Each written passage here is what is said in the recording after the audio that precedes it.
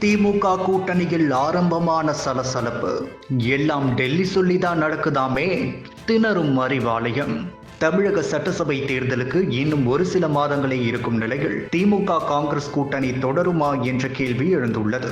ஏனென்றால் ராகுல் காந்தியின் வலதுகரமாக அறியப்படும் பிரவீன் சக்கரவர்த்தி சென்னை வந்து தாவேகா தலைவர் விஜயுடன் ஆலோசனை நடத்திவிட்டு சென்றிருக்கிறார். இதன் மூலம் திமுக கூட்டணியில் காங்கிரஸ் நீடிக்குமா என்ற சந்தேகம் அதிகரித்துள்ளது. ராகுல் காந்தியின் மிக நெருக்கமான நண்பராக இருக்கக்கூடிய பிரவீன் சக்கரவர்த்தி தனது சமூக பக்கத்தில் உத்தரப்பிரதேசத்தை காட்டிலும் தமிழகம்தான் அதிகப்படியான கடனை வாங்கி இருப்பதாக வெளியிட்ட பதிவு மூலம் திமுக கூட்டணியில் இருந்து காங்கிரஸ் கட்சி மட்டுமே அவருக்கு எதிராக குரல் கொடுத்தனர்.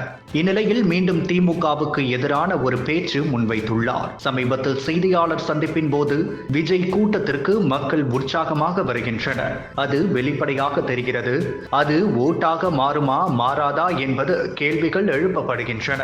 மக்கள் அவரை நடிகராக பார்க்க வரவில்லை, ஒரு அரசியல்வாதியாக பார்க்க வருகின்றனர். அதனால் அந்த எண்ணம் தெரிகிறது. தமிழகத்தில் 3 கோரிக்கைகள் தான்: அதிக சீட்டுகள், ஆட்சியில் பங்கு, அதிகாரத்தில் பங்கு. இது காங்கிரஸ் தொண்டரின் கோரிக்கை, காங்கிரஸ் கட்சியின் நலனுக்காக, எதிர்காலத்திற்காக கோரிக்கை. இதில் எந்த பிரச்சனையும் இல்லை. எதற்கு இந்த கோரிக்கை எழுகின்றது என்றால் 60 ஆண்டுகளாக காங்கிரஸ் பலவீனமாகவே போய்கொண்டிருஉள்ளது. தற்பொழுது பலப்படுத்த வேண்டிய தேவை உள்ளது.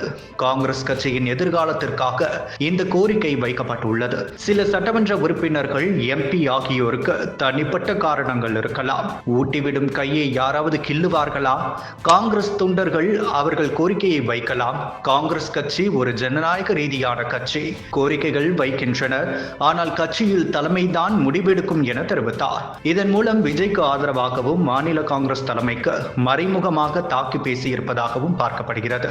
தாவேகா நிர்வாகி சமீபத்தில் கூட காங்கிரஸ் எங்களை நோக்கி வந்தால் கட்டாயம் தென்னிந்தியாவில் காங்கிரஸ் பலமாகும் என கருத்து முன்வைக்கப்படுகிறது.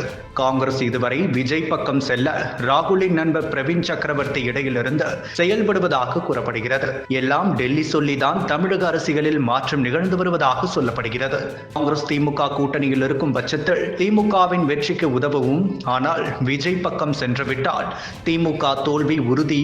கூட்டணி எல்லாம் எதுவும் செய்ய முடியாது என்பதால் காங்கிரஸை கூட்டணியில் தக்க வைப்பதற்கான வேலைகளை அறிவாலயம் தீவிரமாக செயல்பட துவங்கி உள்ளதாக கூறப்படுகிறது.